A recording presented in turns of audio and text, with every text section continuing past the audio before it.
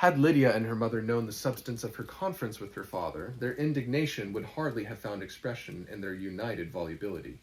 In Lydia's imagination, a visit to Brighton comprised every possibility of earthly happiness.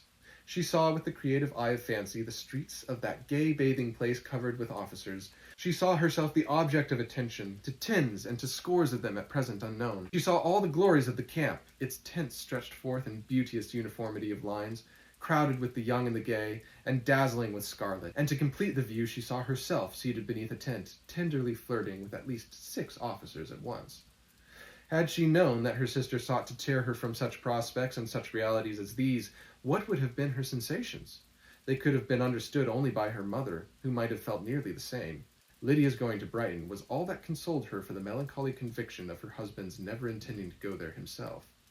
But they were entirely ignorant of what had passed, and their raptures continued with little intermission to the very day of Lydia's leaving home.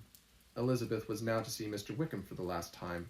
Having been frequently in company with him since her return, agitation was pretty well over, the agitations of former partiality entirely so.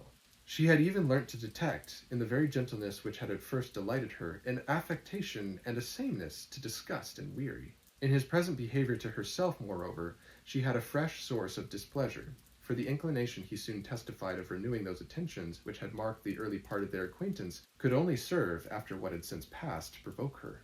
She lost all concern for him in finding herself thus selected as the object of such idle and frivolous gallantry, and while she steadily repressed it, could not but feel the reproof contained in his believing that however long, and for whatever cause, his attentions had been withdrawn, her vanity would be gratified and her preference secured at any time by their renewal.